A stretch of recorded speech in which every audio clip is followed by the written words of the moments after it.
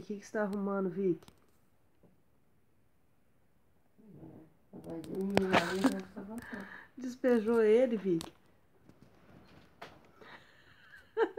Falei? Vem, Vivi. Tá vendo, Laf? E agora? Vitória, deixa ele entrar aí. Já tá mexendo na cara. É, tipo, vou arrumar do meu jeito. Tipo assim. Eita, Lelê. Ei, Olaf, e agora, filho? Eu tô tirando o pratinho dele.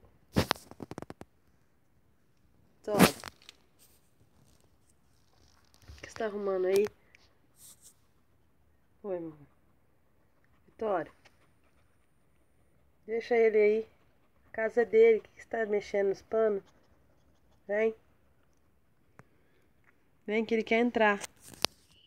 Laf, que mulher ele que manda, viu? Se Ó, você tá recolhe. pisando nas frutas, vem cá.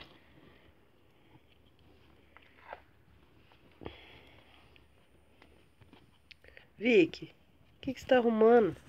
Tá mexendo no paninho. Eu tô arrumando do jeito que eu quero deitar, velho.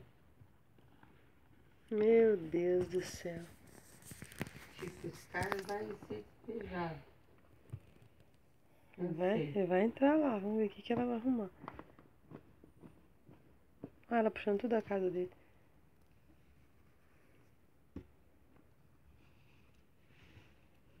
Ele ainda tá bocando ele, ó. Vitória. Vitória, deixa ele entrar.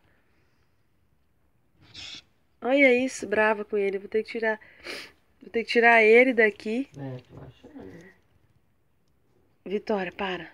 Hoje eu vou ter que tirar ele daqui, você vai vir tirar ela.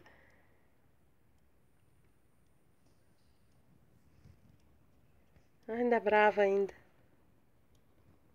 O que você tá arrumando com a casinha dele, filho?